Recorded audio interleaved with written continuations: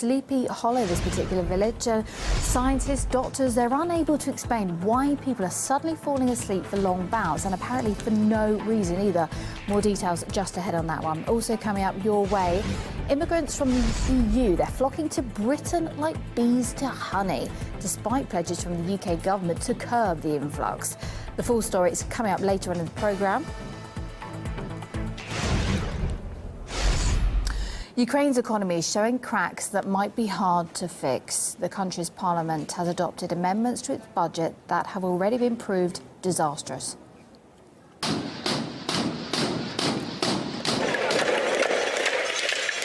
Thousands of miners gathered in central Kiev demanding 6 months of unpaid salary. The national currency has lost more than half of its value in the past year. Much of the country's industry, which is in the east, lies in ruins, and Ukraine is quickly running out of reserves to tap into.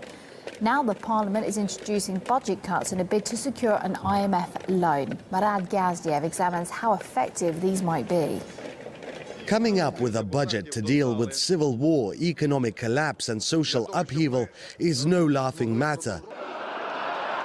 When voting for a budget, ideally you want to have read it, or seen it, or, failing all else, get to at least hold it. Покажите нам бюджет, и мы за него проголосуем. Дайте его нам в руки. And that's as close as most Ukrainian lawmakers got to seeing what they were voting for last December. Oh, and asking too many questions meant getting your microphone cut off. После этого бюджета геноцида сегодня сокращаете в 2 раза людям пенсии и в 2 раза сокращаете заработные платы. И такого... Just press yes. Or take a nap. It was, after all, a late-night affair. 233 рішення прийнято. All wrapped up and with a show of patriotism.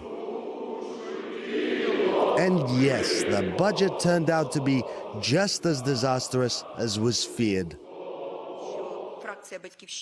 Our party did not vote for the budget, not because we are against reforms, but because we're against the cynical and brutal violation of procedure. Turns out we were right. For one, the budget forecast an annual inflation of 13%, but as it turned out, that was underestimating things 20 times over. A recent study worked out that Ukraine's real inflation rate is 272%, the highest hyperinflation in the world. Some people are already in shock. In just a few months, the hryvnia has lost 70% of its value compared to the dollar. Just to give you an idea of how bad it is, fuel prices last week went up by a third, in some cases almost doubling, and Ukrainians who have not yet done so are now queuing up at the exchanges like the one behind me in order to salvage what's left of their savings, often paying rates that would put loan sharks or the mafia to shame.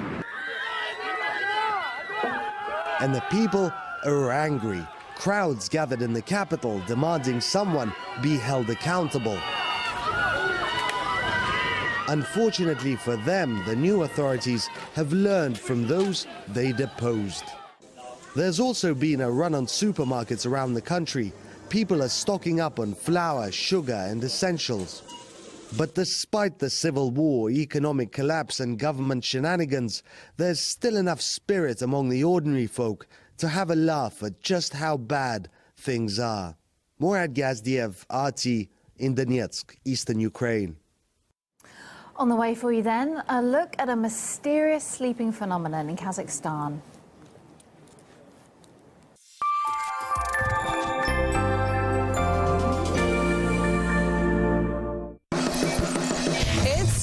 Cold out there.